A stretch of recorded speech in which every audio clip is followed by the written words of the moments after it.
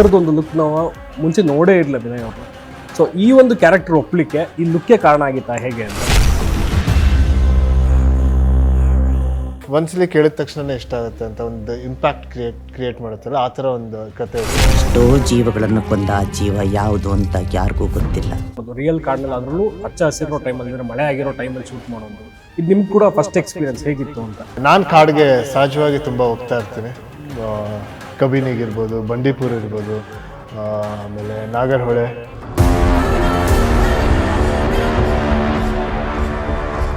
ಈ ಪೆಪೆ ಅಂದರೆ ಏನಂತ ಅಂದರೆ ಮಲೆನಾಡಿನ ಒಬ್ಬ ರಕ್ಕಸನ ಕ್ರೌರ್ಯದ ಕಥೆನಾ ಅಥವಾ ಒಂದು ರೆಬೆಲಿಯನ್ ಕತೆ ಯಾವ ಥರ ಆಗುತ್ತೆ ಅಂತ ನನಗೆ ಸಿನಿಮಾದಲ್ಲೇ ನೋಡ್ಬೇಕು, ಇಲ್ಲ ನಿಮ್ಗೆ ಏನು ಅನ್ಸುತ್ತೆ ಅದನ್ನ ಅನ್ಕೊಳ್ಬೋದು.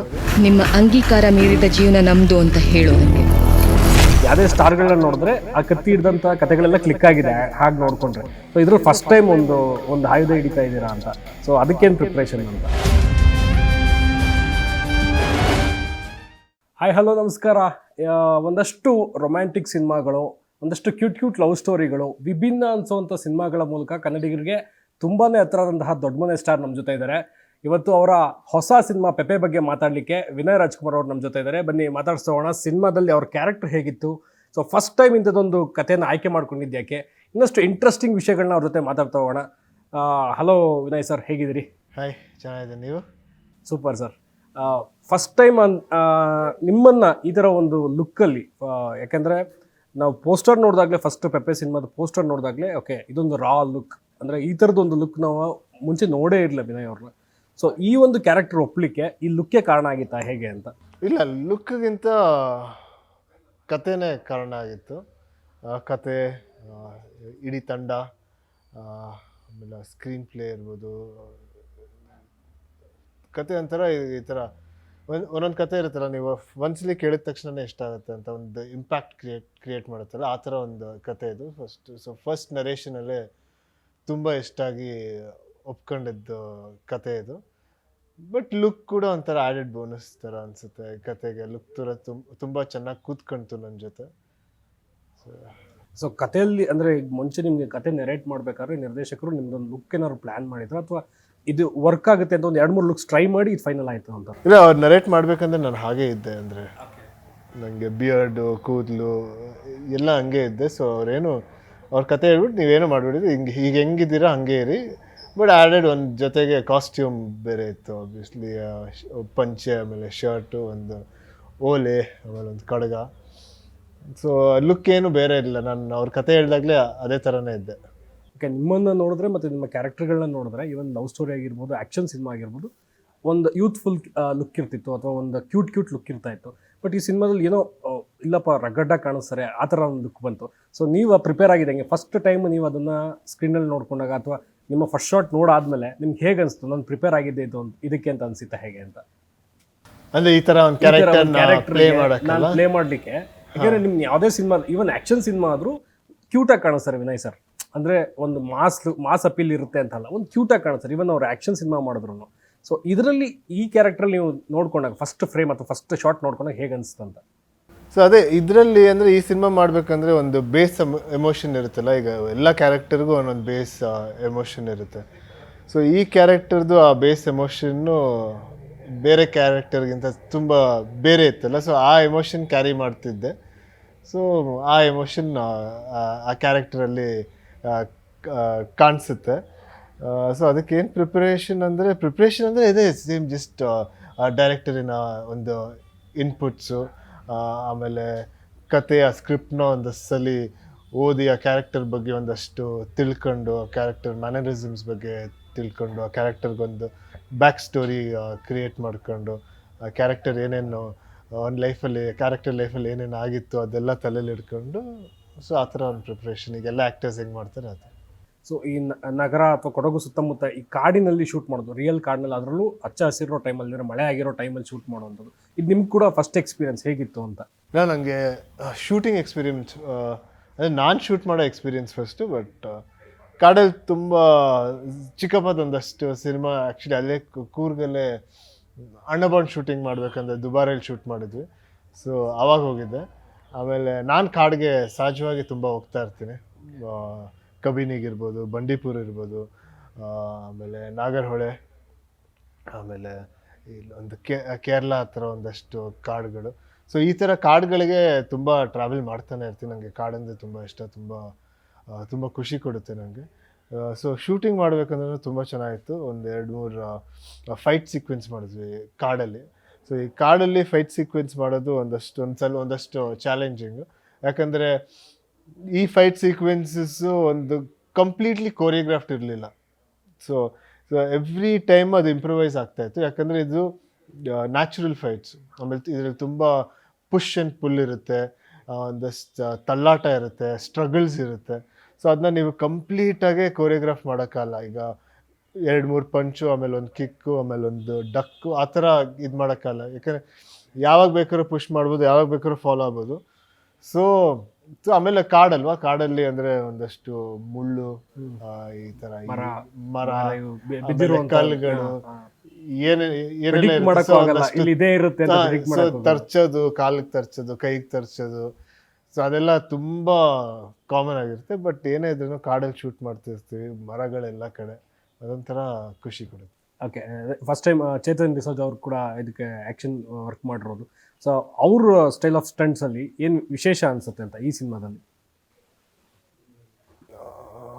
ಚೇತನ್ ಅವ್ರು, ಅದೇ ಇದರಲ್ಲಿ ಚೇತನ್ ಅವ್ರು ಮಾಡಿದ್ದಾರೆ, ರವಿ ವರ್ಮ ಅವ್ರು ಮಾಡಿದ್ದಾರೆ, ಡಿಫ್ರೆಂಟ್ ಡ್ಯಾನಿ ಅವ್ರು ಮಾಡಿದ್ದಾರೆ, ಆಮೇಲೆ ನರಸಿಂಹ ಅವ್ರು ಮಾಡಿದ್ದಾರೆ. ಚೇತನ್ ಅವರು 2-3 ಫೈಟ್ ಮಾಡಿದ್ದಾರೆ. ಅವ್ರದ್ದು ನಮ್ಮ ಇಂಟ್ರೊಡಕ್ಷನ್ ಫೈಟ್ ಈ ಸಿನಿಮಾದಲ್ಲಿ ಚೇತನ್ ಅವ್ರು ಮಾಡಿದ್ದು. ಇದನ್ನ ಒಂದು ಮೈಸೂರಲ್ಲಿ ಒಂದು ಮಂಡಿ ಮೊಹಲಲ್ಲಿ ಒಂದು ಮಾರ್ಕೆಟಲ್ಲಿ ಮಾಡಿದ್ವಿ, ಒಂದು ಮೀಟ್ ಮಾರ್ಕೆಟಲ್ಲಿ. ಅದನ್ನ ಫಿಶ್ ಮಾರ್ಕೆಟ್ ಥರ ಕನ್ವರ್ಟ್ ಮಾಡ್ಕೊಂಡು ಅಲ್ಲಿ ಶೂಟ್ ಮಾಡಿದ್ವಿ. ಆ್ಯಕ್ಚುಲಿ ಶೂಟ್ ಮಾಡಿದ್ದು ಆಲ್ಮೋಸ್ಟ್ ಜಸ್ಟ್ 1 ದಿನನೂ 1.5 ಡೇಯಲ್ಲಿ. ತುಂಬ ಫಾಸ್ಟ್ ಅವರು, ಆಮೇಲೆ ತುಂಬ ಪ್ಲ್ಯಾಂಡ್ ಆಗಿದ್ರು, ಆಮೇಲೆ ತುಂಬ ಒಳ್ಳೆ ಫ್ರೇಮ್ಸ್ಗಳಿರ್ತಾರೆ ಚೇತನ್ ಅವರು. ತುಂಬ ಚೆನ್ನಾಗಿತ್ತು ಅವ್ರ ಜೊತೆ ಕೆಲಸ ಮಾಡೋಕ್ಕೆ. ಆಮೇಲೆ ಶೂಟಿಂಗ್ ಸ್ಟಾರ್ಟ್ ಆಗಿದ್ದು ಮುಗ್ದಿದ್ದು ಗೊತ್ತೇ ಆಗಲಿಲ್ಲ. ಫೈಟ್ ತುಂಬ ಚೆನ್ನಾಗಿ ಬಂದಿದೆ. ಈ ಪೆಪ್ಪೆ ಅಂದರೆ ಏನಂತ ಅಂದರೆ ಮಲೆನಾಡಿನ ಒಬ್ಬ ರಕ್ಕಸನ ಕ್ರೌರ್ಯದ ಕಥೆನಾ ಅಥವಾ ಒಂದು ರೆಬೆಲಿಯನ್ ಕತೆ ಯಾವ ಥರ ಆಗುತ್ತೆ ಅಂತ?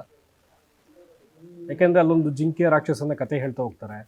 ಸೊ ಇದು ಒಬ್ಬ ಜಿಂಕೆ ಆದವನು ರಾಕ್ಷಸ ಆಗೋ ಕತೆನಾ ಅಥವಾ ರಾಕ್ಷಸನ ಆಗಿದ್ದೊಂದೇ ಒಂದು ಕತೆ ಹೇಳ್ತಾ ಹೋಗುತ್ತಾ ಅಂತ?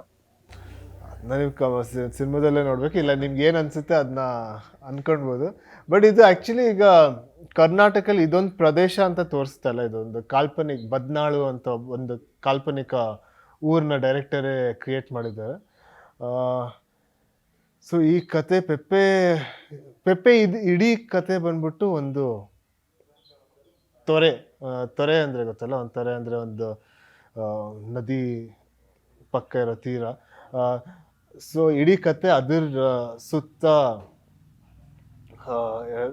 ರಿವಾಲ್ವ್ ಆಗುತ್ತೆ. ಸೊ ಏನಂದರೆ ತೊರೆ ಅಂದರೆ ಎಲ್ಲರ ಲೈಫಲ್ಲಿ ಅಷ್ಟು ಇಂಪಾರ್ಟೆಂಟ್. ಮನೆ ಕಟ್ಬೋದು, ಅದರಲ್ಲಿ ಫಿಶಿಂಗ್ ಮಾಡ್ಬೋದು, ಊಟ ಸಿಗುತ್ತೆ, ಆಮೇಲೆ ನೀರು. ಸೊ ಅದನ್ನು ಕಂಟ್ರೋಲ್ ಮಾಡೋಕ್ಕೆ ಎಲ್ಲರಿಗೂ ಅದ್ರ ಕಂಟ್ರೋಲ್ ಬೇಕು. ಸೊ ಚಿಕ್ಕದಾಗಿ ಹೇಳ್ಬೇಕಂದ್ರೆ ಅದನ್ನು ಒಂದು ಕಂಟ್ರೋಲ್ ಮಾಡೋ ಅದು ಯಾರು ಕಂಟ್ರೋಲ್ ಮಾಡ್ತಾರೆ, ಏನಕ್ಕೆ ಕಂಟ್ರೋಲ್ ಮಾಡಬೇಕು. ಸೊ ಪೆಪ್ಪೆ ಬಂದ್ಬಿಟ್ಟು ಒಂಥರ ಅದಕ್ಕೆ ರಿಲೇಟೆಡ್. ಪೆಪ್ಪೆ ಟೀಸರ್ ನೋಡಿದಾಗ ಅಥವಾ ಸೋಲ್ ಆಫ್ ಪೆಪ್ಪೆ ಇವೆಲ್ಲ ನೋಡಿದಾಗ ಫ್ರಂಟ್ ನಮ್ಮ ಕಣ್ಣಿಗೆ ಕಾಣಿಸೋದು ಒಂದು ಕಥೆನೋ ರನ್ ಆಗ್ತಿರುತ್ತೆ, ಜೊತೆಗೆ ಅಂಡರ್ ಲೇಯರಲ್ಲಿ ಇನ್ನೊಂದು ಕಥೆನೋ ಹೇಳ್ತಾ ಇದ್ದಾರೆ, ಇನ್ನೇನೋ ಹೇಳಕ್ಕೆ ಟ್ರೈ ಮಾಡ್ತಿದ್ದಾರೆ ಅಂತ. ಹಾಗಾದರೆ ನಿಮ್ಗದು ಆ ಕತೆ ನಾಟ್ ಹೇಳ್ದಾಗಲೇ ಓಕೆ ಇದು ಅಂಡರ್ ಲೇಯರ್ ಆಗೋ ಕತೆ ಜನರಿಗೆ ರೀಚ್ ಆಗುತ್ತೆ ಅಂತ ಅನಿಸುತ್ತೆ ಹೇಗೆ ಅಂತ? ಸೊ ಅದಕ್ಕೆ ಇದರಲ್ಲಿ ಪೆಪ್ಪೆ ದ ಆ್ಯಕ್ಚುಯಲ್ ಮೇನ್ ಕತೆ ಜೊತೆ ಒಂದು ಡೈರೆಕ್ಟರ್ ಸಾಕಷ್ಟು ವಿಷಯಗಳು ಹೇಳಿದ್ದಾರೆ. ಒಂದಷ್ಟು ವಿಷಯ ನನ್ನ ಮೂಲಕ ಹೇಳಿದ್ದಾರೆ, ಒಂದಷ್ಟು ವಿಷಯ ನಮ್ಮ ಆ್ಯಕ್ಟ್ರೆಸ್ ಅವ್ರ ಮೂಲಕ ಹೇಳಿದ್ದಾರೆ, ಒಂದಷ್ಟು ವಿಷಯ ತಾಯಿ ಕ್ಯಾರೆಕ್ಟರ್ ಮೂಲಕ ಹೇಳಿದ್ದಾರೆ. ಸೊ ಎಲ್ಲ ಕ್ಯಾರೆಕ್ಟರ್ಗಳು ಒಂದೊಂದು ಕತೆ ಹೇಳುತ್ತೆ. ಸೊ ಒಂದೊಂದು ಸಿಚುವೇಶನ್ಸ್ ಹೇಳುತ್ತೆ, ಅದರ್ ಎಕ್ಸ್ಪೀರಿಯನ್ಸ್ಗಳು ಹೇಳುತ್ತೆ. ಸೊ ಈ ಕ್ಯಾರೆಕ್ಟರ್ ಬಂದ್ಬಿಟ್ಟು ಒನ್ ಪ್ರೊಟಾಗನಿಸ್ಟಿಂದ ಅಂದರೆ ಇಡೀ ಸ್ಟೋರಿ ಹೋಗಲ್ಲ. ಎಲ್ಲ ಕ್ಯಾರೆಕ್ಟರ್ಸ್ ಅವ್ರವ್ರ ಕತೆಗಳಿರುತ್ತೆ, ಎಲ್ಲ ಕ್ಯಾರೆಕ್ಟರ್ಸ್ದು ಅವ್ರದ್ದೊಂದು ವಿಷಯ ಇರುತ್ತೆ. ಸೊ ಜನಕ್ಕೆ ಎಷ್ಟು ವಿಷಯ ಗೊತ್ತಾಗುತ್ತೆ ಅಂತ ಸಿನಿಮಾ ನೋಡಿದ್ಮೇಲೆ ಹೇಳಿದ್ರು. ಬಟ್ ನಮ್ಮ ಜನ ಎಂಥ ಕತೆಗಳು ನೋಡಿದ್ದಾರೆ, ಸೊ ಅವ್ರಿಗೂ ಈ ಕತೆ ತುಂಬ ಕ್ಲೀನಾಗಿ ಮುಟ್ಟುತ್ತೆ ಅಂತ ಅಂದ್ಕೊಂಡಿದ್ದೀನಿ. ಓಕೆ, ಮಲಯಾಳಂನ ನಿರ್ದೇಶಕರು ಶ್ರೀಲೇಶ್ ಅವರು. ಅಂದರೆ ಶ್ರೀಲೇಶ್ ಅವರು ಈ ಕತೆ ಆಯ್ಕೆ ಮಾಡ್ಕೊಂಡ್ಬಂದ್ರು ಅಥವಾ ಕತೆ ಫೈನಲ್ ಆದಮೇಲೆ ಶ್ರೀಲೇಶ್ ಅವರು ನಿರ್ದೇಶಕರಾದರು ಅಂತಲ್ಲ?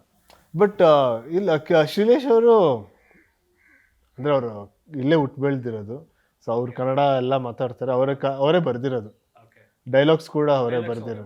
ಸೊ ಅವ್ರ ಫುಲ್ ಸ್ಟೋರಿ ಮಾಡಿ ಬಂದ್ಬಿಟ್ಟು ನನಗೆ ನರೇಟ್ ಮಾಡಿರೋದು. ಅಂದರೆ ಇದು ಆಮೇಲೆ ಅದಕ್ಕಿಂತ ಮುಂಚೆ ತುಂಬ ಒಂದಷ್ಟು ಇಂಡಿಪೆಂಡೆಂಟ್ ಸ್ಟೋರಿಗಳು ಡೈರೆಕ್ಟ್ ಮಾಡಿದ್ದಾರೆ. ಅಂದರೆ ಒಂದಷ್ಟು ಫೆಸ್ಟಿವಲ್ಸ್ಗೆಲ್ಲ ಆ ಸಿನಿಮಾಗಳನ್ನ ಕಳಿಸಿದ್ದಾರೆ. ಸೊ ಅದನ್ನು ನಾನು ಮುಂಚೆ ನೋಡಿದ್ದೆ, ನನಗೆ ಯಾರೋ ಕಳಿಸಿದ್ರು. ಆಮೇಲೆ ಶ್ರೀಲೇಶ್ ಅವರು ಈ ಥರ ಒಂದು ಸ್ಟೋರಿ ಇದೆ ನಾನು ಹೇಳ್ತೀನಿ ಅಂತ ಬಂದು ಈ ಸ್ಟೋರಿ ಹೇಳಿದ್ದು. ಸೊ ನಿಮ್ಮ ಸಿನಿಮಾಗಳಲ್ಲಿ ಆ್ಯಕ್ಷನ್ ಇತ್ತು ಅಂದರೆ ಇದು ಫಸ್ಟ್ ಟೈಮ್ ಒಂದು ಆ್ಯಕ್ಷನ್ ಸಿನಿಮಾದಲ್ಲಿ ನಿಮ್ಮ ಕೈಲಿ ಒಂದು ಕತ್ತಿ ಇರುತ್ತೆ. ಯಾಕೆಂದರೆ ನಾವಾಗಲೇ ಶಿವಣ್ಣ ನೋಡಿದ್ದೀವಿ, ಒಂದು ಕತ್ತಿ ಹಿಡಿದಿರುವಂಥ ಕಥೆಗಳು, ಅಥವಾ ಯಾವುದೇ ಸ್ಟಾರ್ಗಳನ್ನ ನೋಡಿದ್ರೆ ಆ ಕತ್ತಿ ಹಿಡಿದಂಥ ಕಥೆಗಳೆಲ್ಲ ಕ್ಲಿಕ್ ಆಗಿದೆ ಹಾಗೆ ನೋಡಿಕೊಂಡ್ರೆ. ಸೊ ಇದ್ರಲ್ಲಿ ಫಸ್ಟ್ ಟೈಮ್ ಒಂದು ಆಯುಧ ಹಿಡಿತಾ ಇದ್ದೀರಾ ಅಂತ. ಸೊ ಅದಕ್ಕೇನು ಪ್ರಿಪ್ರೇಷನ್ ಅಂತ? ಯಾಕೆಂದರೆ ನಿಮ್ಮನ್ನು ಆ ಥರ ಒಂದು ಕ್ಯಾರೆಕ್ಟ್ರಲ್ಲಿ ಪೋರ್ಟ್ರೇ ಮಾಡ್ಕೊಳ್ಳೋಕ್ಕೆ ಜನ ಕೂಡ ಓಕೆ ವಿನಯ್ ಅವ್ರು ಈ ಥರ ಕ್ಯಾರೆಕ್ಟರ್ನು ಮಾಡಬಲ್ರು ಅಂತ ಅನಿಸಿದೆ, ಯಾಕೆಂದರೆ ಟೀಸರ್ ನೋಡಿದಾಗಲೇ ಅನಿಸಿದೆ. ಸೊ ಅದಕ್ಕೇನಾದ್ರು ಪ್ರಿಪ್ರೇಷನ್ ಅಂತ ಅಂದರೆ ಈ ಆ್ಯಕ್ಷನ್ ಸೀಕ್ವೆನ್ಸ್ಗಳಿಗೆ ನಾನು ಮುಂಚೆನೇ ರಿಹರ್ಸಲ್ ಮಾಡಿ, ಅಥವಾ ನಾನು ಈ ಕ್ಯಾರೆಕ್ಟರ್ನ ನಾನು ಹಿಂಗೆ ಪೋರ್ಟ್ರೇ ಮಾಡಬೇಕು ಅಂತ ಪ್ಲ್ಯಾನ್ ಆಗಿತ್ತು, ಯಾಕೆ ಪ್ರತಿ ಫ್ರೇಮಲ್ಲೂ ಕಾಣಿಸುತ್ತೆ ಅದು ಅಂತ.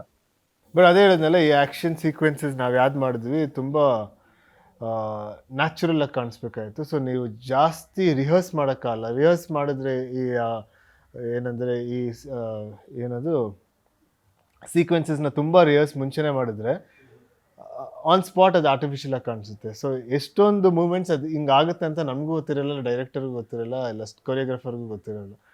ಸೊ ಅಲ್ಲೇ ಇಂಪ್ರೂವೈಸ್ ಆಗುತ್ತೆ ಆನ್ ಇಟ್ಸ್ ಓನು. ಆ ಲೊಕೇಶನ್ ಪ್ರಕಾರ, ಆ ಟೈಮಿಂಗ್ ಪ್ರಕಾರ, ಇನ್ನೊಬ್ಬರು ಆ್ಯಕ್ಷನ್ ಪ್ರಕಾರ, ನಮ್ಮ ರಿಯಾಕ್ಷನ್ ಪ್ರಕಾರ. ಸೊ ಇಡೀ ಅದಾಗ ಅದೇ ಒಂದೊಂದು ಸೀಕ್ವೆನ್ಸ್ ಹಂಗೆ ಫಾರ್ಮ್ ಆಗುತ್ತೆ.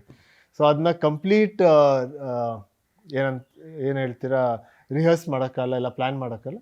ಬಟ್ ಒಂದು ಫೈಟ್ ಮಾಡಬೇಕಂದ್ರೆ ಮಿನಿಮಮ್ ಬೇಸಿಕ್ ಟ್ರೈನಿಂಗ್ ಏನೇನು ಬೇಕು ಅದನ್ನು ಮಾಡ್ಕೊಂಡು ಬಂದ್ವಿ. ಓಕೆ, ನಾವೀಗಾಗಲೇ ಒಂದಷ್ಟು ಈ ಕಾಡಿಗೆ ಸಂಬಂಧಪಟ್ಟ ಅಥವಾ ಕಾಡಲ್ಲಿರುವ ಜನಗಳಿಗೆ ಸಂಬಂಧಪಟ್ಟ ಒಂದಷ್ಟು ಕಥೆಗಳು ಬಂದಿದೆ. ಈಗ ನಿನ್ನೆ ಏನು ನ್ಯಾಷನಲ್ ಅವಾರ್ಡ್ ಬಂದಿರುವಂಥ ಕಾಂತಾರ ಸಿನಿಮಾದ ಕಥೆ ಇರ್ಬೋದು, ಅಥವಾ ಒಂದಷ್ಟು ರೆಬೆಲಿಯನ್ ಕ್ಯಾರೆಕ್ಟರ್ ಅಂತ ಯೋಚನೆ ಮಾಡಿದಾಗ ಗೌಡಗಮನ ಋಷಭಭವನದಲ್ಲಿ ಒಂದು ಕ್ಯಾರೆಕ್ಟರ್ಗಳಿದ್ವು. ಸೊ ಆ ಥರ ಸಿನಿಮಾಗಳ ಸಾಲಿಗೆ ಇದು ಬರುತ್ತಾ ಅಂದರೆ ನಾವು ಅದನ್ನು ಕಂಪೇರ್ ಮಾಡ್ತಾ ಇಲ್ಲ. ಸೊ ಅದೇ ಥರ ಕ್ಯಾರೆಕ್ಟರೈಸೇಷನ್ ಹೋಗುತ್ತಾ ಈ ಸಿನಿಮಾದಲ್ಲಿ, ಅಂದರೆ ತುಂಬ ನ್ಯಾಚುರಲ್ ಆಗಿ ಅಂತ? ಅಂದರೆ ತುಂಬ ನ್ಯಾಚುರಲ್ ಕ್ಯಾರೆಕ್ಟರ್ ಫಾರ್ ಶೋರ್. ಸಿನಿಮಾದಲ್ಲಿ ಎಲ್ಲ ಪರ್ಫಾರ್ಮೆನ್ಸಸ್ಸು ಅಷ್ಟೇ ನ್ಯಾಚುರಲ್ ಆಗಿದೆ, ತುಂಬ ರಿಯಲ್ ಅನಿಸುತ್ತೆ. ಯಾಕಂದರೆ ಕತೆ ಕೂಡ ಅಷ್ಟೇ ರಿಯಲ್ ಅನಿಸುತ್ತೆ, ಸಿಚುವೇಶನ್ಸ್ ಕೂಡ ಅಷ್ಟೇ ರಿಯಲ್ ಅನಿಸುತ್ತೆ ಇದರಲ್ಲಿ. ಬಟ್ ಆಮೇಲೆ ಕಾಡಿಗೆ ಸಂಬಂಧಪಟ್ಟಿದ್ದ ಕತೆ ಇದು. ಸೊ ಅದು ಒಂದು ಸಬ್ಕಾನ್ಷಿಯಸ್ಲಿ ನಾನು ಇದು ಕಥೆನ ಒಪ್ಕೊಳ್ಳೋಕೆ ಕಾರಣ ಆಯಿತು ಅನಿಸುತ್ತೆ. ಯಾಕಂದರೆ ನನಗೆ ಮುಂಚೆ ಹೇಳಿದಂಗೆ ಕಾಡಂದರೆ ತುಂಬ ಇಷ್ಟ. ಸೊ ಅಲ್ಲಿ ತುಂಬ ಟೈಮ್ ಸ್ಪೆಂಡ್ ಮಾಡ್ತೀನಿ. ಸೊ ಈಗ ಕೂರ್ಗಲ್ ಶೂಟಿಂಗು, ಕಾಡಲ್ಲಿ ಶೂಟಿಂಗ್ ಅಂದ ತಕ್ಷಣ ಆಯ್ತು, ಯಾವಾಗ ಬೇಕಾದ್ರೂ ಮಾಡೋಣ. ತುಂಬ ಎಕ್ಸ್ಪ್ಲೋರ್ ಮಾಡ್ತಿರ್ತಾರೆ ವಿನಯ್ ಅವರು. ಯಾಕಂದರೆ ಅಪ್ಪು ಸರ್ ಕೂಡ ಎಲ್ಲೇ ಅವರು ಬರೀ ಒಂದು ಸ್ಯಾಂಪಲ್ ಅಷ್ಟೇ ಗಂಧದ ಗುಡಿ ಅನ್ನೋದು, ಅವ್ರು ತುಂಬ ಎಕ್ಸ್ಪ್ಲೋರ್ ಮಾಡ್ತಿದ್ರು. ವಿನಯ್ ಅವರು ಹಾಗೇನಾ, ತುಂಬ ಎಕ್ಸ್ಪ್ಲೋರ್ ಮಾಡ್ತಾರಾ ಅಂತ? ನಾನು ತುಂಬ ಎಕ್ಸ್ಪ್ಲೋರ್ ಮಾಡ್ತಾ ಇರ್ತೀನಿ, ತುಂಬ ಟ್ರಾವೆಲ್ ಮಾಡ್ತಾ ಇರ್ತೀನಿ. ಈ ಥರ ಗಾಡಿ ಓಡಿಸ್ಕೊಂಡು ಫ್ರೆಂಡ್ಸ್ ಜೊತೆ, ಇಲ್ಲ ಒಬ್ಬನೇ, ಇಲ್ಲ ಅಲ್ಲಿ ಯಾರು ಗೊತ್ತಿರ್ತಾರೆ ಅವ್ರಿಗೆ ಫೋನ್ ಮಾಡ್ಕೊಂಡು ಹೋಗ್ತಾ ಇರ್ತೀನಿ.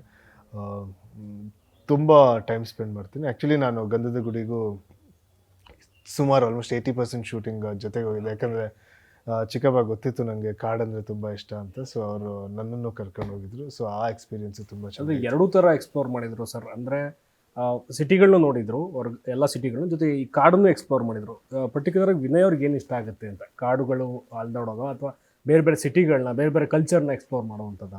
ಕಲ್ಚರ್ಲಿ ನಂಗೆ ತುಂಬ ಬೇರೆ ಕಲ್ಚರ್ ಇರ್ಬೋದು, ಟ್ರಾವೆಲ್ ಮಾಡೋದು ಇರ್ಬೋದು, ಬೇರೆ ಅವರ ಊಟ ಇರ್ಬೋದು, ಇಲ್ಲ ಪದ್ಧತಿಗಳಿರ್ಬೋದು, ಅದನ್ನ ಎಕ್ಸ್ಪ್ಲೋರ್ ಮಾಡೋಕ್ಕೆ ತುಂಬ ಇಷ್ಟ. ಬಟ್ ನನಗೆ ಸಿಟೀಸ್ ಅಷ್ಟು ಇಷ್ಟ ಇಲ್ಲ. ನನಗೆ ಎಲ್ಲೇ ಟ್ರಾವೆಲ್ ಮಾಡಿದ್ರೂ ಈ ಥರ ಟೌನ್ಸ್ಗೆ ಹೋಗೋದು ಇಷ್ಟ. ಸಿಟೀಸ್ ಅಷ್ಟು ಎಂಜಾಯ್ ಮಾಡೋಣ. ಬಟ್ ನೇಚರ್ ತುಂಬ ಇಷ್ಟ, ಇಲ್ಲ ಫಾರೆಸ್ಟ್ ತುಂಬ ಇಷ್ಟ. ಆ ಥರ ಜಾಸ್ತಿ ಸಿಟಿ ಬಿಲ್ಡಿಂಗ್ಸ್ ಎಲ್ಲಿ ಕಮ್ಮಿ ಇರುತ್ತೆ ಅದೆಲ್ಲ ಇಷ್ಟ.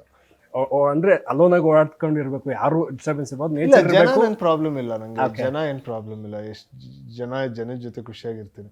ಬಟ್ ನನಗೆ ಸಿಟಿದೊಂದು ಇನ್ಫ್ರಾಸ್ಟ್ರಕ್ಚರ್ ಇರುತ್ತಲ್ಲ ವಿತ್ ಟ್ರಾಫಿಕ್, ಅದು ಇಷ್ಟ ಇಲ್ಲ. ಅದೇ ಒಂದು ಊರಲ್ಲಿ ಎಷ್ಟೇ ಜನ ಇದ್ರೇನು ಒಂದಷ್ಟು ನಿಮಗೆ ಕಣ್ಣಿಗೆ ಎಷ್ಟು ದೂರ ಆದರೂ ಕಾಣಿಸುತ್ತೆ, ಗಿಡಗಳು ಕಾಣಿಸುತ್ತೆ, ಆಕಾಶ ಕಾಣಿಸುತ್ತೆ. ನಿಮ್ಗೆ ಎಲ್ಲೂ ಅಡೆತಡೆಗಳು ಇರಲ್ಲ ಸಿಟಿಯಲ್ಲಿ ಇರೋ ಥರ. ಸೊ ಆ ಥರ ಜಾಗಗಳು. ಸೊ ಶೂಟ್ ಮಾಡಬೇಕಾದ್ರೆ ನೀವೆಲ್ಲರೂ ಕೂರ್ಗಲ್ಲಿ ಶೂಟ್ ಮಾಡಿದ್ವಿ, ಮತ್ತು ಕಾಡು ಪ್ರದೇಶಗಳಲ್ಲಿ ಶೂಟ್ ಮಾಡಿದ್ವಿ. ಅಲ್ಲಿನ ಜನಗಳ ಜೊತೆ ಇದ್ದಿದ್ದಾರೋ ಎಕ್ಸ್ಪೀರಿಯನ್ಸ್ ಹೇಗಿತ್ತು ಅಂತ? ಅಂದರೆ ಅಲ್ಲಿ ಈ ಕಾಡಲ್ಲಿ ತುಂಬ ವರ್ಷಗಳಿಂದ ವಾಸವಾಗಿರುವಂಥ ಜನಗಳ ಜೊತೆ ಇವನ್ ಎಕ್ಸ್ಪ್ಲೋರ್ ಕೂಡ ಮಾಡ್ತೀರಾ ಅಂದರೆ, ಸೊ ಅವ್ರ ಜೊತೆ ಒಂದು ಒಡನಾಟ ಇದ್ದೇ ಇರುತ್ತೆ. ಸೊ ಅವ್ರ ಜೊತೆ ಇದ್ದಂಥ ಮೆಮೊರೀಸ್ನ ಶೇರ್ ಮಾಡೋದಾದರೆ? ಕರೆಕ್ಟ್. ನಾವು ಕೂರ್ಗಲ್ಲಿ ಪಾರ್ಣೆ ಅನ್ನೋ ಒಂದು ಜಾಗದ ಪಕ್ಕ ಒಂದು ಕಡೆ ಶೂಟ್ ಮಾಡಿದ್ವಿ. ಇದು ಒಂದು ಕಾಲೋನಿಯಲ್ಲೇ ಶೂಟ್ ಮಾಡಿದ್ವಿ. ಸೊ ಅವ್ರ ಕಥೆನೂ ಒಂಥರ ಪೆಪ್ಪೆ ಕತೆ ಥರನೇ ಇತ್ತು ಒಂದಷ್ಟು. ತುಂಬ ರಿಲೇಟೆಡ್ ಇನ್ಸಿಡೆಂಟ್ಸ್ ಅವ್ರ ಲೈಫ್ಗಳೆಲ್ಲ ಆಗಿತ್ತು. ಅವರು ಒಂದು ಈ ಕಾಲೋನಿ ಕಟ್ಟಕ್ಕೆ ಅವ್ರು ಎಷ್ಟು ಕಷ್ಟಪಟ್ಟಿದ್ರು ಅಂತ ಅವ್ರ ಸ್ಟೋರೀಸ್ ನಮಗೆ ಹೇಳ್ಕೊಟ್ರು. ಸೊ ಅಲ್ಲೊಂದು ಒಂದು 100-200 ಜನ ವಾಸವಾಗಿದ್ದರು. ಸೊ ಅಲ್ಲಿ ಶೂಟಿಂಗ್ ಮಾಡಿದ್ವಿ ಒಂದು 8-10 ದಿನ. ಸೊ ನಮಗೆ ಇಡೀ ಕಾಲೋನಿನೇ ಎಲ್ಲಿ ಬೇಕಾದ್ರೂ ಶೂಟ್ ಮಾಡೋಕ್ಕೆ, ಯಾವ ಮನೆ ಒಳಗಡೆ ಬೇಕಾದ್ರೂ ಹೋಗೋದಾಗಿತ್ತು. ಆ ಥರ ಪರ್ಮಿಷನ್ ಕೊಟ್ಟಿದ್ರು. ಅಷ್ಟು ಚೆನ್ನಾಗಿ ನಮ್ಮನ್ನ ನೋಡ್ಕೊಂಡ್ರು. ಆಮೇಲೆ ನಮ್ಮ ಈಗ ಬ್ಯಾಕ್ಗ್ರೌಂಡ್ ಆರ್ಟಿಸ್ಟ್ಗಳಿರ್ತಾರಲ್ಲ, ಸೊ ಅದೆಲ್ಲ ಅವರೇ ಬಂದು ಜೊತೆಗೆ ಆ್ಯಕ್ಟ್ ಮಾಡಿದ್ರು, ಪ್ಲೇ ಮಾಡಿದ್ರು. ತುಂಬ ಚೆನ್ನಾಗಿತ್ತು ಎಕ್ಸ್ಪೀರಿಯೆನ್ಸು. ಆಮೇಲೆ ಅಲ್ಲಿ ಊಟ ಮಾಡೋಕ್ಕೆ ತುಂಬ ಚೆನ್ನಾಗಿತ್ತು. ನಾನು ಆ್ಯಕ್ಚುಲಿ ಅಲ್ಲಿ ಹೋಗ್ಬಿಟ್ಟು ತಿರ್ಗಾ ಶೂಟಿಂಗ್ ಮುಗಿಸ್ಕೊಂಡು ತಿರ್ಗಾ ಇನ್ನೊಂದ್ಸಲಿ ಹೋಗಿದ್ದೆ, ಯಾಕಂದರೆ ಅಷ್ಟು ಚೆನ್ನಾಗಿತ್ತು ಆ ಜಾಗ. ಓಕೆ, ಈಗ ನಿಮ್ಮ ಕತೆಗಳ ಆಯ್ಕೆ ನೋಡಿಕೊಂಡ್ರೆ ಈಗ ರನ್ ಆ್ಯಂಥನಿ ಕಂಪೇರ್ ಮಾಡಿದಾಗ ಅನಂತ ವರ್ಸಸ್ ನುಸ್ರತ್ ಬೇರೆನೇ ಕತೆ, ಆ ಸಿನಿಮಾಗೆ ಕಂಪೇರ್ ಮಾಡಿದ್ರೆ ಒಂದು ಸರಳ ಪ್ರೇಮ ಕತೆ, ಅದು ಇನ್ನೂ ಒಂದು ಡಿಫ್ರೆಂಟ್ ಕತೆ. ಸೊ ಇಲ್ಲಿಗೆ ಬೇರೆ ಕತೆ. ಸೊ ಕತೆ ಆಯ್ಕೆಯಲ್ಲಿ ನಿಮಗೆ ಪರ್ಟಿಕ್ಯುಲರ್ ಆಗಿ ಏನಾದ್ರು ಚೂಸಸ್ ಇದೆಯಾ, ಅಥವಾ ಹೇಗೆ ಫೈನಲ್ ಮಾಡ್ತೀರಾ? ಓಕೆ, ಈ ಕತೆ ನನಗೆ ಆಗುತ್ತೆ ಅಂತ ಹೆಂಗೆ ಫೈನಲ್ ಮಾಡ್ತೀರಾ ಅಂತ? ಅಂದರೆ ಇವಾಗ ಈ ಥರ ಪಿಕ್ಚರ್ಗಳು ಮಾಡಿರ್ತೀನಲ್ಲ, ಸೊ ಆ ಥರ ಕೇಳಿದಾಗ ಅದನ್ನ ಮಾಡಲ್ಲ. ಸೊ ಅದನ್ನ ಬಿಟ್ಟು ಇನ್ನೊಂದು ಯಾವ್ದಾದ್ರು ಹೊಸ್ದಾಗಿ ಕೇಳಿದಾಗ ಆಯ್ತು ಇದು ಮಾಡೋಕ್ಕೆ ಇನ್ನೂ ಒಂದಷ್ಟು ಪ್ಯಾಟ್ರನ್ ಬ್ರೇಕ್ ಮಾಡಬೇಕು ಅಂತ ಕಾನ್ಷಿಯಸ್ ಆಗಲ್ಲ, ಬಟ್ ಅದೇ ಥರ ಕತೆಗಳು ಹುಡ್ಕೊಂಡು ಬರುತ್ತೆ. ಅದೇ ಥರ ಕತೆಗಳು ನನಗೂ ಸಿಗುತ್ತೆ. ಬಟ್ ಈಗ ತಿರ್ಗಾ ಒಂದು ಲವ್ ಸ್ಟೋರಿ ಮಾಡಿದ್ದೀನಿ, ತಿರ್ಗಾ ಲವ್ ಸ್ಟೋರಿ ಮಾಡಲ್ಲ ಅಂತ ಅಲ್ಲ. ತಿರ್ಗಾ ಇನ್ನೊಂದು ಲವ್ ಸ್ಟೋರಿ ಬಂದು ಇನ್ನೊಂದು ರಾಮ್ ಕಾಮ್ ಬಂದರೆ ಮಾಡ್ತೀನಿ.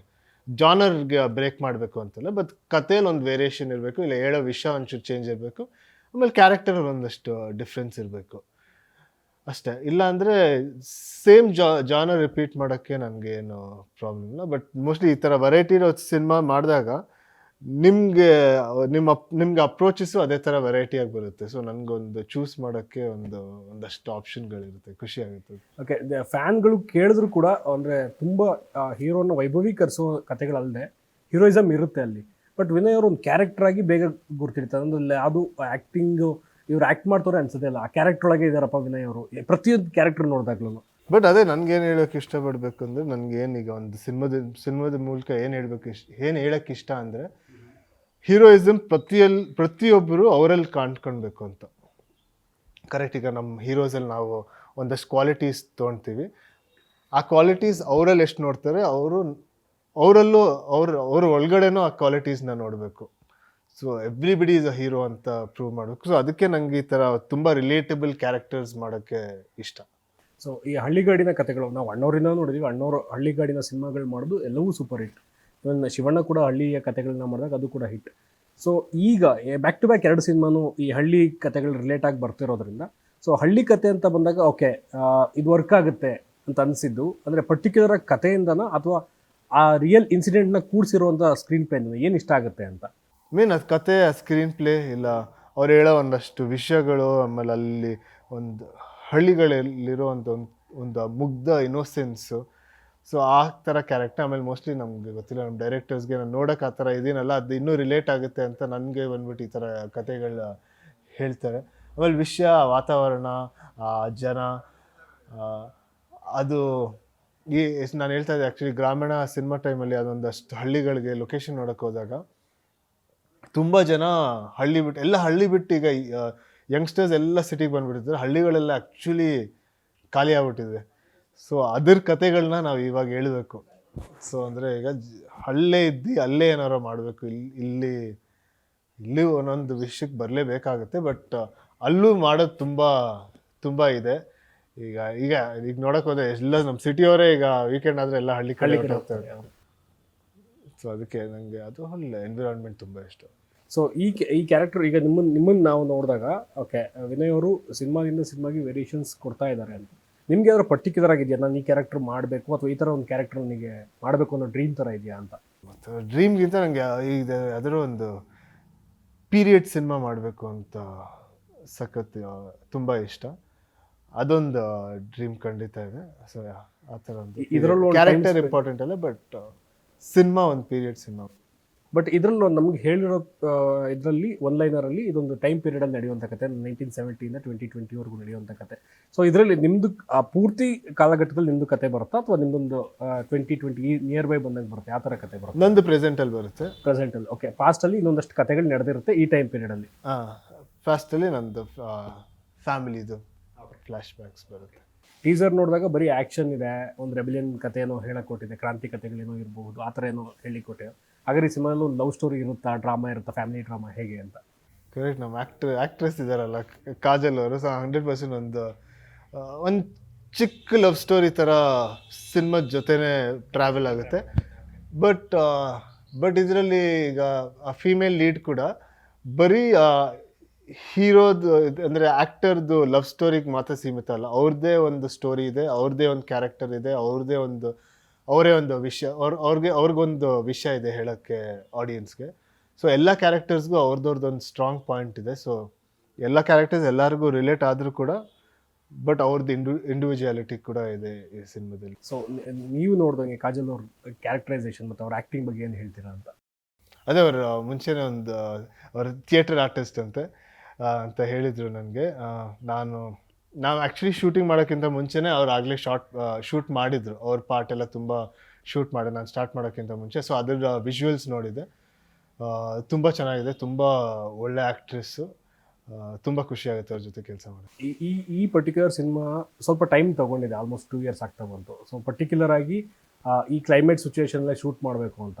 ಸೊ ಈ ಕ್ಲೈಮೇಟ್ ಸಿಚುವೇಶನಲ್ಲಿ ಗ್ರೀನಿಶ್ ಆಗಿ ಕಾಣಿಸ್ಬೇಕು ಅಂತ. ಸೊ ಇಷ್ಟು ಇದಕ್ಕೂ ಕಂಟಿನ್ಯೂಟಿ ಮೇಂಟೈನ್ ಮಾಡಬೇಕಾಗುತ್ತೆ, ನೀವು ಅದೇ ಗೆಟಪಲ್ಲಿ ಇರಬೇಕಾಗುತ್ತೆ. ಸೊ ಆ ಕ್ಯಾರೆಕ್ಟರೈಸೇಷನ್ ಮತ್ತೆ ಎಂಟರ್ ಆಗಬೇಕಾಗುತ್ತೆ ಬರ್ತಾರೆ ಸೈಮಂಡಸ್ ಆಗಿ 2-3 ಸಿನಿಮಾಗಳು ಶೂಟ್ ಮಾಡಬೇಕಾದ್ರೆ. ಸೊ ಅದೇನು ಟಫ್ ಆಯ್ತಾ ಹೇಗೆ ಅಂತ? ಅದೊಂದು ಸ್ವಲ್ಪ, ಯಾಕಂದರೆ almost span of 2.5 years shoot ಮಾಡಿದ್ವಿ. ಅದೇ ಬಿಕಾಸ್ ಅದು ಹೇಳಿದ್ನಲ್ಲ, ನಾವು ಮಳೆಯಲ್ಲಂತೂ ಶೂಟ್ ಮಾಡೋಕ್ಕಾಗ್ತಿಲ್ಲ, ಬಟ್ ಆ ಮಳೆದ ಫೀಲ್ ಅಂತೂ ಇರಬೇಕು. ಆಮೇಲೆ ಸಮ್ಮರಲ್ಲಿ ತುಂಬ ಡ್ರೈ ಆಗಿರ್ತಾಯಿತ್ತು. ಸೊ ನಮಗೊಂದು ಪೀಕ್ ಒಂದು 2-3 months ಇರ್ತಾಯಿತ್ತು.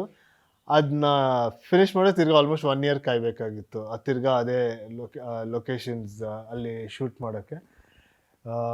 ಬಟ್ ಆ ಟೈಮಲ್ಲಿ ಅಂದರೆ ಕೂರ್ಗಂತೂ ತುಂಬ ಚೆನ್ನಾಗಿ ಕಾಣಿಸುತ್ತೆ. ಒಂದು ಜೂನ್ ಜುಲೈ ಆಗಸ್ಟಲ್ಲಿ ಮಳೆ ಮುಗಿದ ತಕ್ಷಣ ಆ ಹೋಲ್ ಅಟ್ಮಾಸ್ಫಿಯರೇ ತುಂಬ ಚೆನ್ನಾಗಿರುತ್ತೆ.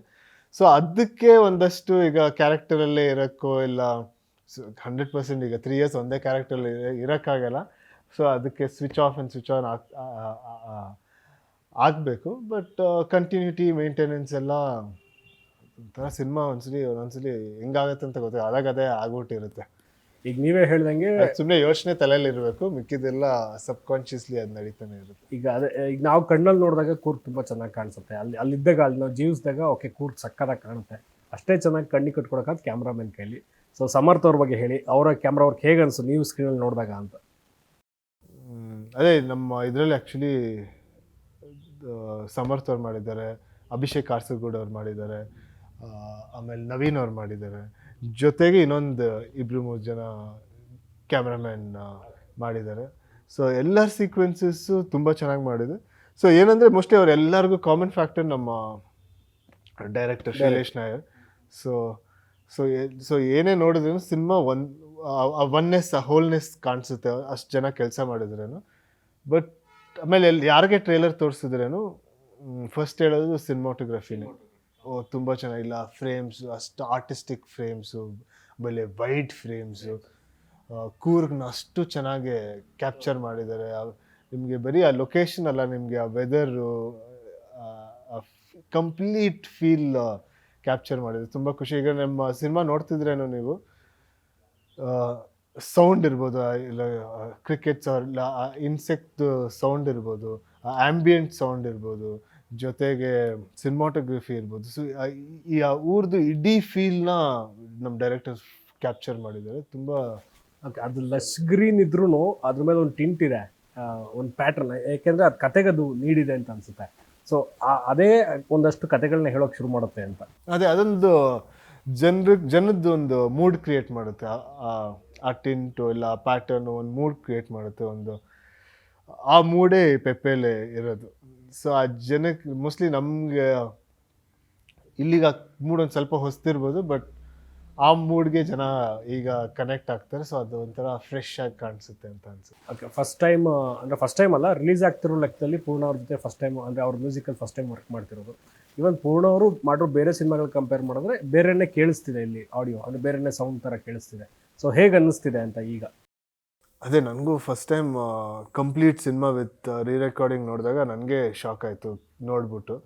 ಇಷ್ಟೊಳ್ಳೆ ಮ್ಯೂಸಿಕ್, ಅದು ನಮ್ಮ ಸಿನಿಮಾಗೆ ಇಷ್ಟೊಳ್ಳೆ ಮ್ಯೂಸಿಕ್ ಸಿಕ್ಕಿದೆ ಅಂತ ಒಂಥರ ಹೆಮ್ಮೆ ಅನಿಸ್ತು, ಒಂಥರ ಪ್ರಿವಿಲೇಜ್ ಅಂತು. ಯಾಕಂದರೆ ಪೂರ್ಣ ಅವರಂತೂ ಮ್ಯೂಸಿಕ್ ಅಂತೂ ತುಂಬ ಚೆನ್ನಾಗಿ ಮಾಡೋದು, ಒಂಥರ ಬೇರೆ ಲೆವೆಲಲ್ಲೇ ಮ್ಯೂಸಿಕ್ ಇದೆ.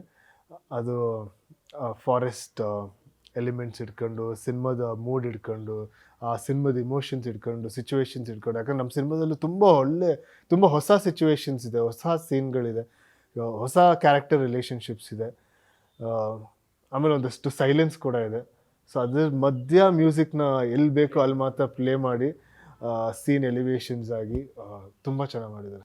ಸೊ ನಾವಾಗಲೇ ನೋಡಿದ್ದೀವಿ, ಒಂದು ಸಾಂಗ್ ಬಿಟ್ಟಿದ್ದಾರೆ, ಅದು ಕೂಡ ಅಲ್ಲಿಯ ಕಾಡುವಾಸಿಗಳು ಅಂದರೆ ಅಡವಿ ವಾಸಿಗಳು ಅವ್ರ ಜೊತೆನೇ ಇಟ್ಕೊಂಡು ಒಂದು ಸಾಂಗ್ ಕಂಪೋಸ್ ಮಾಡಿದ್ದಾರೆ. ಸೊ ಅದು ತುಂಬ ಪರ್ಟಿಕ್ಯುಲರ್ ಆಗಿರುತ್ತೆ. ಎಸ್ಪೆಷಲಿ ಪೂರ್ಣ ಅವರ ಪ್ರತಿ ಸಿನಿಮಾಗಳಲ್ಲೂ ಒಂದು ಮ್ಯೂಸಿಕ್ ಎಲಿಮೆಂಟ್ಗಳು ಹೊಸದಾಗಿ ಆ್ಯಡ್ ಮಾಡಿರ್ತಾರೆ. ಇದರಲ್ಲಿ ಅದೊಂದು ಸಾಂಗ್ ಇದೆ, ಅದು ಬಿಟ್ಟು ಸಾಂಗ್ಗಳು ಇದೆಯಾ ಸಿನಿಮಾದಲ್ಲಿ ಹೇಗೆ ಅಂತ? ಇಲ್ಲ, ಅದೊಂದೇ ಸಾಂಗ್. ಆಮೇಲೆ ಆ ಸಾಂಗ್ನ ಏನು ಟ್ರೈ ಮಾಡಿದ್ದಾರೆ ಅಂದರೆ ಅಷ್ಟು ನ್ಯಾಚುರಲ್ ಆಗಿ ಇಟ್ಕೊಳಕ್ಕೆ. ಸೊ ಅದನ್ನ ಎಕ್ಸ್ಟ್ರಾ ಚೇಂಜಸ್ ಮಾಡಿದೆ, just with extra instruments add ಮಾಡಿ. ಬಟ್ ಆ ಸೋಲ್ನ ಹಂಗೆ ಇಟ್ಕೊಂಡು ಬೇರೆ ಏನೋ ಚೇಂಜ್ ಮಾಡೋದು ಬೇಡ. ಅದು ಕಾಡಲ್ಲಿ ಕೇಳಿದಾಗ ಹೆಂಗಿರುತ್ತೆ ಇಲ್ಲೂ ಹಂಗೆ ಅಷ್ಟೇ ಏನೋ ಒಥೆಂಟಿಕ್ ಆಗಿರಬೇಕು ಅಂತ ಅಷ್ಟೇ ಒಥೆಂಟಿಕ್ ಆಗಿ ಸಿನಿಮಾದಲ್ಲಿ ಕೂಡ ಇಟ್ಕೊಂಡಿದ್ದಾರೆ. ಅಷ್ಟು ತುಂಬ ಚೆನ್ನಾಗಿ ವರ್ಕ್ ಮಾಡ್ತಾರೆ ಅವ್ರಿಗೆ. ಇದೆಲ್ಲ ಒಂದು ತುಂಬ ಒಳ್ಳೆ ಕಿವಿ ಇದೆ ಅನಿಸುತ್ತೆ. ಆಮೇಲೆ ಪೂರ್ಣ ಅವರು ನಾನು ಗ್ರಾಮಣ ಸ್ಟಾರ್ಟ್ ಮಾಡಿದ್ದು ಆಲ್ಮೋಸ್ಟ್ ಒಂದು ತುಂಬ ವರ್ಷಗಳಾಗಿತ್ತಲ್ಲ. ಸೊ ಅವಾಗಿಂದ ಅವ್ರ ಜೊತೆ ಟ್ರಾವೆಲ್ ಮಾಡಿದ್ದೀನಿ. ಅವ್ರು ಮಾಡಿರೋ ಎಷ್ಟೋ ಟ್ಯೂನ್ಗಳು ನಮ್ಮ ಸಿನಿಮಾಗಳಿಗೆ ಕೇಳಿದ್ದೀನಿ. ಸೊ ನನಗೆ ತುಂಬ ಖುಷಿಯಾಗಿತ್ತು ಪೂರ್ಣ ಅವರು ಪೆಪ್ಪೆ ಮಾಡ್ತಿದ್ದಾರೆ. ಸೊ ಅದೇ ಟೀಮ್ನ ಇನ್ನೊಂದು ಸಾಂಗ್ ಕೂಡ ಈಗಾಗಲೇ ಸೂಪರ್ ಹಿಟ್ ಆಗೋಗಿದೆ. ಏನು ಈಗ ಒಂದು ಟೀಮ್ ಇತ್ತು, ಕಾಡಿಜನ ಟೀಮ್, ಸಾಂಗ್ ಸೂಪರ್ ಹಿಟ್ ಆಗೋಗಿದೆ. ಸೊ ಈ ಸಾಂಗ್ ಕೂಡ ನಿಜವಾಗ್ಲೂ ಜನಕ್ಕಾಗಲೇ ಇಷ್ಟ ಆಗ್ತಿದೆ. ಆಮೇಲೆ ಅವ್ರಿಗೆ ಏನೋ ಇದು ಹೊಸದು, ಕನ್ನಡಲ್ಲಿ ಹೊಸದು ಅನ್ನಿಸ್ತಾ ಇದೆ.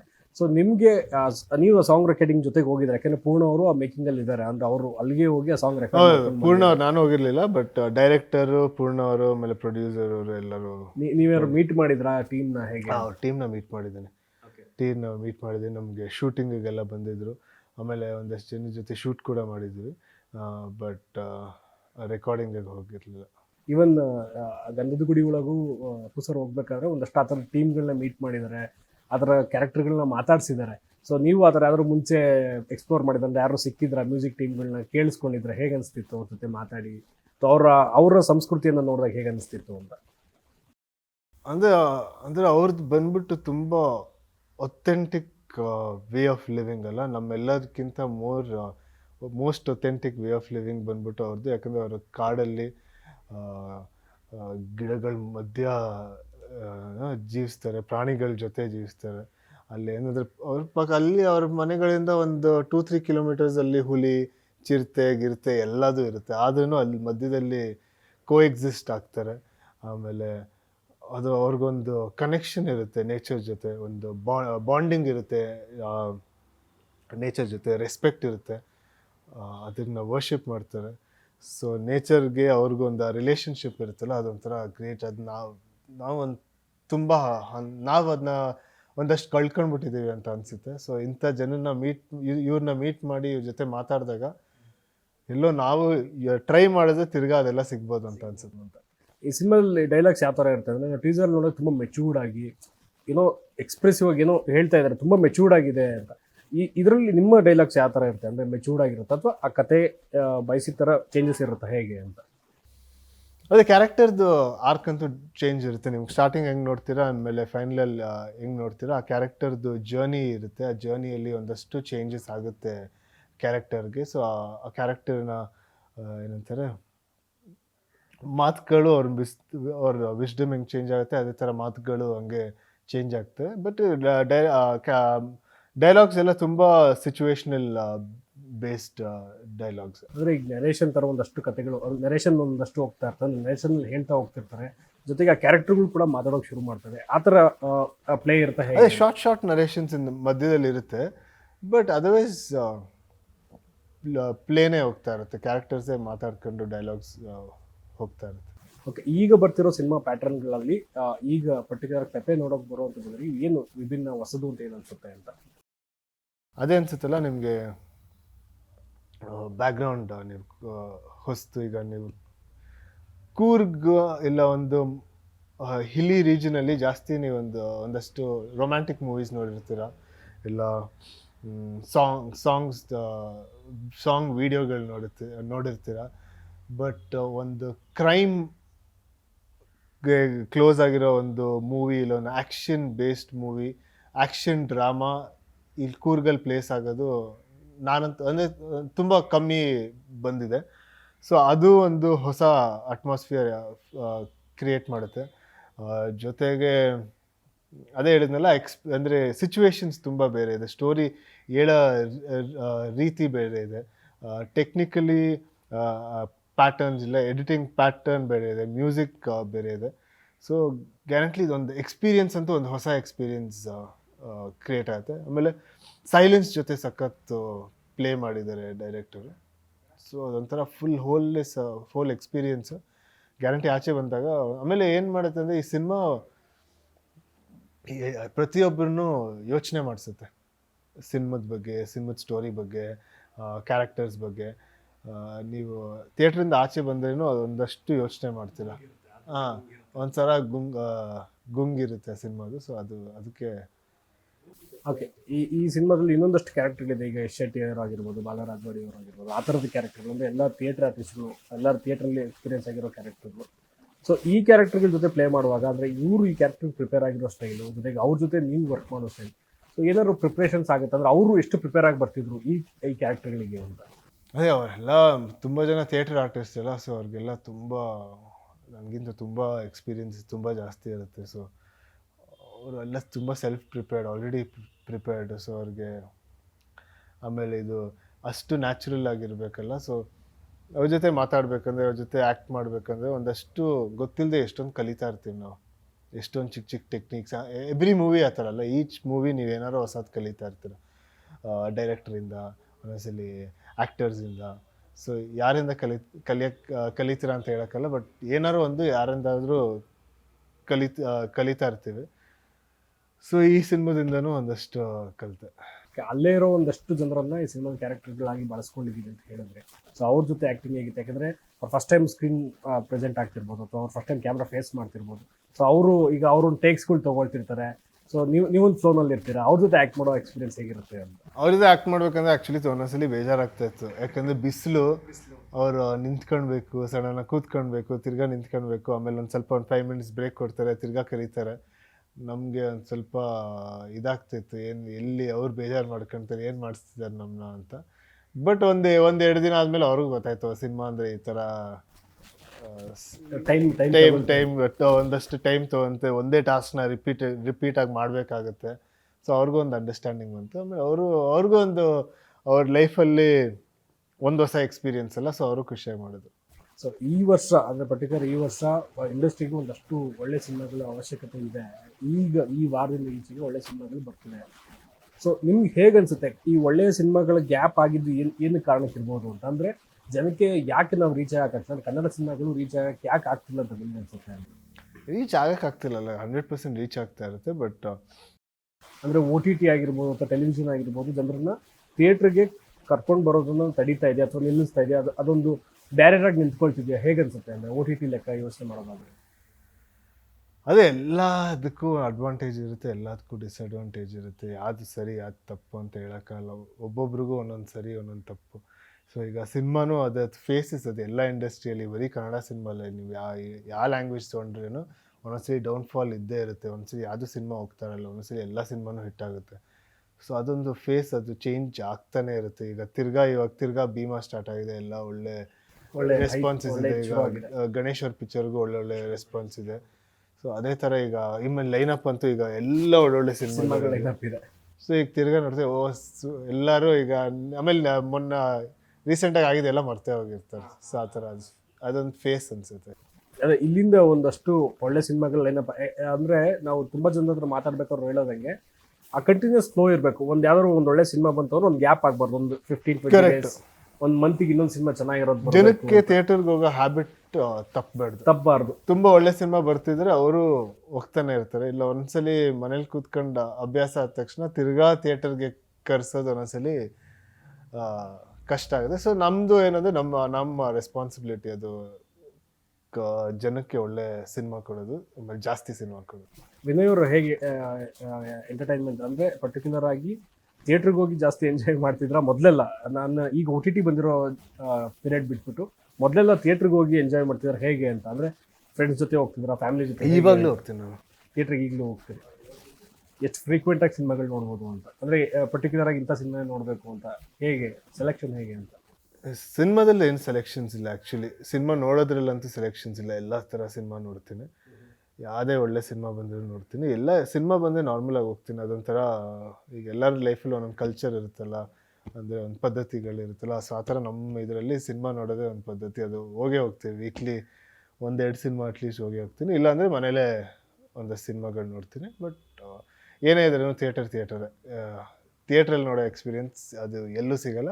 ಆಮೇಲೆ ಇನ್ನೊಂದು ಏನಂದರೆ ಅದು ನೀವು ತುಂಬ ಜನ ಜೊತೆ ನೋಡ್ತಿರ್ತೀರ.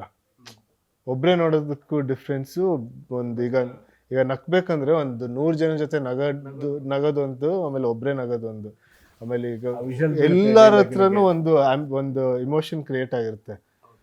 ಒಂದು 100 ಜನ ಕೂತು ಎಲ್ಲರೂ ಒಟ್ಟಿಗೆ ರಿಯಾಕ್ಟ್ ಆಗ್ತಿರ್ತಾರೆ. ಸೊ ನೀವು ಹಂಗೆ ಜೆಲ್ಲಾಗ್ಬಿಟ್ಟಿರ್ತೀರ ಆಡಿಯನ್ಸ್ ಜೊತೆ.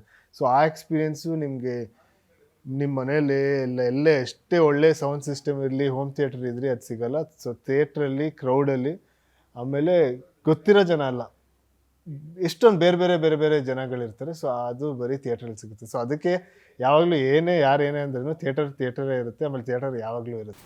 ಸೊ ಪೆಪ್ಪೆ ಹಾಗಾದರೆ ಪರ್ಟಿಕ್ಯುಲರ್ ಪೆಪ್ಪೆ ಸಿನಿಮಾದಲ್ಲಿ ಥಿಯೇಟ್ರಲ್ಲಿ ನೋಡುವಾಗ ಏನೆಲ್ಲ ಮಜಾಗಳು ಸಿಗ್ಬೋದು? ನೀವು ಹೇಳಿದ್ರೆ ಆಗಲೇ ಸಿನಿಮಾಟೋಗ್ರಫಿ ಇರುತ್ತೆ, ರೀರೆಕಾರ್ಡಿಂಗ್ ಇರುತ್ತೆ ಅಂತ. ಈಗ ಹೊಸದಾಗಿ ಯಾವುದು ಟೀಸರ್ ನೋಡಿದ್ದಾರೆ, ನಾಳೆ ಟ್ರೇಲರ್ ಬರ್ತಾರೆ, ಟ್ರೇಲರ್ ನೋಡ್ತಾರೆ. ಸೊ ಥಿಯೇಟ್ರಲ್ಲಿ ಕೂತಾಗ ಏನು ಹೊಸದನ್ನು ಎಂಜಾಯ್ ಮಾಡಬಹುದು ಅಂತ ಪ್ರೇಕ್ಷಕ? ಅದೆಲ್ಲ ಈ ಸಿನಿಮಾ ಏನಕ್ಕೆ ಥಿಯೇಟ್ರಲ್ಲೇ ನೋಡಬೇಕು ಅಂದರೆ, ಇದೊಂದು ನಾನು ಹೇಳಿದೆ ಆಗಲೇ, ಈ ಡೈರೆಕ್ಟರ್ ಅವರೇ ಒಂದು ಕಾಲ್ಪನಿಕ ಒಂದು ಊರು ಕ್ರಿಯೇಟ್ ಮಾಡಿದ್ದಾರೆ. ಜೊತೆಗೆ ಅದಕ್ಕೆ ಆ ಊರನ್ನ ತೋರ್ಸೋಕ್ಕೆ ಎಲ್ಲ ಒಂದು ಅಮೇಝಿಂಗ್ ಸಿನಿಮಾಟೋಗ್ರಫಿ ಅಷ್ಟು ಚೆನ್ನಾಗಿ ಮಾಡಿದ್ದಾರೆ. ಜೊತೆಗೆ ಆ ಸೌಂಡ್ ಡಿಸೈನ್ ಮೇಲೆ ಅಷ್ಟು ಕೆಲಸ ಮಾಡಿದ್ದಾರೆ, ನಿಮಗೆ ಇಡೀ ಆ ಊರ್ದು ಫೀಲ್ ಸಿಗಲಿ ಅಂತ. ಆಮೇಲೆ ಪೂರ್ಣ ಅವರ ಮ್ಯೂಸಿಕ್ಕು ಆಮೇಲೆ ಆ್ಯಕ್ಷನ್ ಸೀಕ್ವೆನ್ಸ್ ಎಲ್ಲ ಅದನ್ನ ದೊಡ್ಡ ಸ್ಕ್ರೀನಲ್ಲಿ ಸರೌಂಡ್ ಸಿಸ್ಟಮಲ್ಲಿ ಕೇಳಿದ್ರೇ ಅದು ಫುಲ್ ಅದು ಸಿನಿಮಾದ ಆ ಮಜಾ ಸಿಗೋದು. ಸೊ ಆಮೇಲೆ ಏನೇ ಇದ್ರೂ ದೊಡ್ಡದಾಗಿ ಕಾಣಿಸಿದ್ರೇ ಅದು ಖುಷಿಯಾಗುತ್ತೆ. ಅಷ್ಟು ಜನ ಜೊತೆ ಕುತ್ಕೊಂಡು ನೋಡೋ ಎಕ್ಸ್ಪೀರಿಯನ್ಸ್ ಬೇರೆ ಥರ ಇರುತ್ತೆ, ಥಿಯೇಟ್ರಿಕಲ್ ಎಕ್ಸ್ಪೀರಿಯನ್ಸ್ ಈ ಸಿನಿಮಾಗೆ. ಆಮೇಲೆ ಎಲ್ಲ ಟೆಕ್ನಿಷಿಯನ್ಸ್ ಅಷ್ಟು ಕೆಲಸ ಮಾಡೋದು ಒಂದು ಥಿಯೇಟ್ರಿಕಲ್ ಎಕ್ಸ್ಪೀರಿಯನ್ಸ್. ಸೊ ಅದೊಂದಷ್ಟು ಈಗ ನೀವು ಒಂದು ಫೋನಲ್ಲಿ ನೋಡಿದಾಗ, ಟಿ ವಿಯಲ್ಲಿ ನೋಡಿದಾಗ ಅದು ಅಲ್ಲೇ ಕಟ್ ಡೌನ್ ಆಗ್ಬಿಟ್ಟಿರುತ್ತೆ. ಸೊ ಎಷ್ಟೊಂದು ಕಾಣಿಸೋದೇ ಇಲ್ಲ. ಸೊ ಯಾವುದೇ ಟೀಮ್ದು ಫುಲ್ ಎಫರ್ಟ್ ನೋಡಬೇಕು ಅಂದರೆ ನಾವು ಥಿಯೇಟ್ರಲ್ಲೇ ನೋಡಬೇಕು. ಸೊ ಸಿನಿಮಾ ಕಂಪ್ಲೀಟ್ ಅಪ್ಪಾಜಿ ಅವ್ರು ನೋಡಿದ್ರೆ ಹೇಗಂದ್ರು ಅಂದರೆ, ಟೀಸರ್ ಬಿಟ್ಟು ಸಿನಿಮಾ ಪೋರ್ಷನ್ ಏನಾದ್ರು ನೋಡಿದ್ರೆ ಏನಂದ್ರು ರಾಘಣ್ಣ? ಟೀಸರ್ ನೋಡಿದ್ರೆ ಒಂದಷ್ಟು ಶೋರೀಲ್ ನೋಡಿದ್ರು. ಸೊ ಅವ್ರಿಗೆ ಇಷ್ಟ ಆಯಿತು. ಅವ್ರದ್ದು ತುಂಬ ಫ್ರೆಶ್ ಸೀನ್ಗಳು ಕಾಣಿಸ್ತು, ಫ್ರೆಶ್ ಸಿಚುವೇಶನ್ಸ್ಗಳು ಕಾಣಿಸ್ತು. ಅವ್ರಿಗೆ ಖುಷಿ ಕೊಟ್ಟರು. ಸೊ ಅವರ ಸ್ವಸ್ತಿಕ್ ಸಿನಿಮಾದ ಕ್ಯಾರೆಕ್ಟರ್ ಏನಿತ್ತು ಆ ಥರ ಕಾಣಿಸ್ತಿದೆ, ನಿಮ್ಮ ಬಿಯರ್ಡ್ ಆಗಿರ್ಬೋದು, ಆ ಹೇರ್ ಸ್ಟೈಲ್ ಎಲ್ಲ. ಸೊ ಅದನ್ನೇನಾದ್ರು ಹೇಳಿದ್ರೆ ಯಾವತ್ತಾದ್ರು ಅಂತ? ಅಂದರೆ ನಿಮ್ಮ ಫೇಸ್, ನಿಮ್ಮ ಈ ಗೆಟಪ್ ನೋಡಿದ್ರೆ ಆ ಸ್ವಸ್ತಿಕ್ ಸಿನಿಮಾದಲ್ಲಿ ರಾಘಣ್ಣ ಹೇಗಿದ್ರು ಆ ಕಾಣಿಸ್ತಿದ್ದೀರಾ ಅಂತ? ಅಂದರೆ ಎಲ್ಲ ಕರೆಕ್ಟ್ ಹೇರ್ ಸ್ಟೈಲ್ ಸೇಮ್ ಹಂಗೆ ಇತ್ತು. ಬಟ್ ಇಲ್ಲ, ಡ್ಯಾಡ್ ತುಂಬ ಶೂಟಿಂಗಿಗೂ ಬಂದಿದ್ರು, ಇದು ಮಾಡಿದ್ರು. ಸೊ ಅವ್ರಿಗೆ ಮೊದಲಿಂದನೂ ಈ ಸಿನಿಮಾ ಅವರು ಕೂಡ ಎಕ್ಸ್ಪ್ಲೋರ್ ಮಾಡ್ತಾರೆ, ಕಾಡು ಇದೆಲ್ಲ ಅವ್ರಿಗೂ ಇಷ್ಟ ಆಗುತ್ತೆ. ಹೌದು, ಅವ್ರಿಗೂ ಇಷ್ಟ ಆಗುತ್ತೆ. ಕಾಡಂದ್ರೆ ಯಾರಿಗೂ ಇಷ್ಟ ಇದೆ? ಎಲ್ಲರಿಗೂ. ಪರ್ಟಿಕ್ಯುಲರ್ ಆಗಿ ಕೆಲವರು ನನ್ನ ಕಾಡಲ್ಲಿ ಹೋದ್ರೆ ಒಂದ್ಸರಿ ಒಂದು ಕಾರಲ್ಲಿ ಕುತ್ಕೊಂಡು ಒಂದ್ಸರಿ ನೋಡ್ಕೊಂಡು ಬಂದ್ಬಿಡ್ತೀವಿ, ಅವ್ರು ಬೇರೆ ಕಾಡಿನ ಒಳಗಿಳಿದು ಮರಗಿಳಿದು ಮಧ್ಯೆ ಓಡಾಡೋ ಆ ಖುಷಿನೇ ಬೇರೆ. ಸೊ ಅವರು ಅದೇ ಥರ ಎಕ್ಸ್ಪ್ಲೋರ್ ಮಾಡ್ತಾರೆ ಹೇಗೆ? ಅವ್ರಿಗೂ ಇಷ್ಟ ಕಾಡಂದ್ರೆ, ಅವ್ರಿಗೂ ಇಷ್ಟ. ಯಾಕಂದ್ರೆ ಅವರು ಈಗ ಗಾಜನೂರೆಲ್ಲ ಕಾಡು ಪಕ್ಕ ಅಲ್ಲ. ಸೊ ಅವರು ಚಿಕ್ಕ ವಯಸ್ಸಿಂದ ಅದು ಅಭ್ಯಾಸ ಆಗುತ್ತೆ. ಸೊ ಈಗ ಫೈನಲಿ ರಿಲೀಸ್ ಹಂತಕ್ಕೆ ಬಂದಿರ್ತೈತೆ. ಸೊ ನಿಮ್ಮ ಫ್ಯಾನ್ಸ್ಗೆ ಅಥವಾ ಸಿನಿಮಾ ನೋಡ್ಲಿಕ್ಕೆ ಬರೋವಂಥವ್ರಿಗೆ ಏನಂತ ಹೇಳಿಕ್ಕೆ ಇಷ್ಟಪಡ್ತೀರಾ? ಅದೇ ಪೆಪ್ಪೆ 30th ರಿಲೀಸ್ ಆಗಿದೆ, ಎಲ್ಲರೂ ಬಂದು ಥಿಯೇಟ್ರಲ್ಲಿ ನೋಡಿ. ತುಂಬ ಇದೊಂದು ಹೊಸ ಎಕ್ಸ್ಪೀರಿಯನ್ಸ್ ಅಂತೂ 100% ನಿಮಗೆ ಫೀಲ್ ಆಗುತ್ತೆ. ಒಂದಷ್ಟು ತಲೆಯಲ್ಲಿ ಯೋಚನೆಗಳು ಬರುತ್ತೆ. ಆಮೇಲೆ ಡಿಫ್ರೆಂಟ್ ಎಕ್ಸ್ಪೀರಿಯನ್ಸ್ ನಿಮಗೆ ಥಿಯೇಟ್ರಲ್ಲಿ ಸಿಗುತ್ತೆ. ಸೊ ಸಿನಿಮಾ ಇಂಡಸ್ಟ್ರಿಯಲ್ಲಿ ಒಂದು ಹೊಸ ಅಲೆ ಶುರುವಾಗಿದೆ ಅಥವಾ ಒಳ್ಳೆ ಕಾಲ ಬಂದಿದೆ ಅಂತ ಹೇಳ್ಬೋದು ಸೈಡಲ್ಲಿ. ಸೊ ಅದೇ ಒಳ್ಳೆ ಕಾಲದಲ್ಲಿ ಪೆಪ್ಪೆ ಕೂಡ ಬರ್ತಿದೆ. ಸೊ ಸಿನಿಮಾಕ್ಕೆ ಆಲ್ ದ ಬೆಸ್ಟ್, ಚೆನ್ನಾಗಾಗಲಿ. ಸೊ ನಿಮ್ಮ ಒಂದು ಹೊಸ ಪ್ರಯತ್ನಕ್ಕೆ ಜನ ಮನದುಂಬಿ ಹರಿಸ್ಲಿ ಅಂತ ನಾವು ಕೂಡ ವಿಶ್ ಮಾಡ್ತೀವಿ. Thank you so much sir, thank you. So ಇದಿಷ್ಟು ವಿನಯ್ ಅವರ ಮಾತಾಗಿತ್ತು. ಪೆಪ್ಪೆ ಒಂದು ಒಳ್ಳೆ ಅನುಭವ ನೀಡುತ್ತೆ ಥಿಯೇಟ್ರಿಗೆ ಬಂದು ನೋಡೋದ್ರಿಂದ. ಸೊ ಎಂಜಾಯ್ ಮಾಡಿ ಅಂತ ವಿನಯ್ ಅವರು ಹೇಳ್ತಾ ಇದ್ದಾರೆ. ಸೊ ಇನ್ನಷ್ಟು ಸಿನಿಮಾ ಅಪ್ಡೇಟ್ಗಳಿಗಾಗಿ ನೋಡ್ತಾ ಇರಿ ಗ್ಯಾರಂಟಿ ನ್ಯೂಸ್. ಗ್ಯಾರಂಟಿ ನ್ಯೂಸ್, ಸುದ್ದಿ ಖಚಿತ, ನ್ಯಾಯ ನಿಶ್ಚಿತ.